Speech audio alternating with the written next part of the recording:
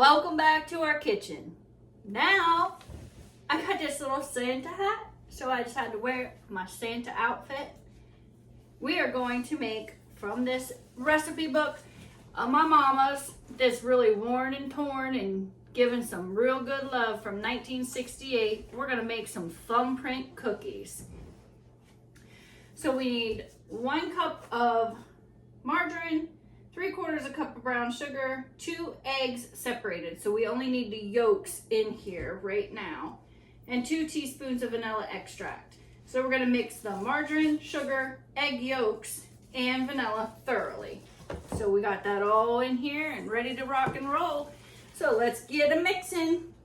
Now once that's done mixing, we're gonna sift together and stir in the flour and salt, which we already got those together. And we're gonna pour that in and we're gonna mix it until it's all mixed well. So those are ready. We're gonna add in this flour and salt. These are the last cookies we're making for tonight, but we're going to do 2 tomorrow. This all mixed well. Once you get done mixing this all well, you're gonna roll these into little balls, and you're gonna roll the balls in the white of the egg. So then you're gonna put those on your cookie sheet. Let me see, bake 5 minutes, 375, place it. So it doesn't say if it's greased or ungreased.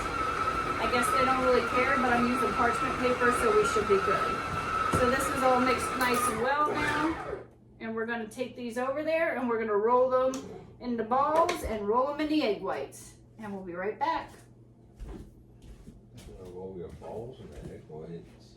Pull your balls and the egg whites. We have our dough rolled into balls and rolled into the egg whites. We're gonna put them in the oven at 375 for 5 minutes. We're gonna pull them out, and it says you wanna put a thumbprint in them.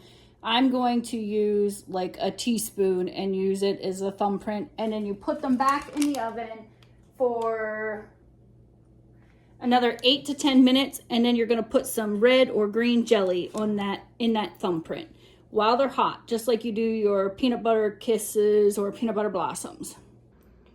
Once these come out of the oven, I chose to go with the cherry preserve because I wanted something red and I didn't want strawberry or raspberry. So we're gonna put those inside that little dent that we made, and this is the recipe right here by Opal C. McWilliams of Northwest Montana Fair.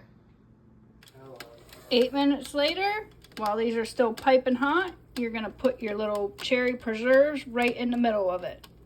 Maybe if you can get them out. I just can't do it. There we go. That way they cool in there. And here you have it. The first time I made these. And I'll tell you what, they're really good actually. They're not over sweet, and that cherry preserve gives it a little bit of tartness. Look at that. They are awesome. Thanks for watching. Don't forget to like and subscribe. The recipe will be down below. If it isn't there right away, check back again, because sometimes it takes me a little bit, but I remember to put it.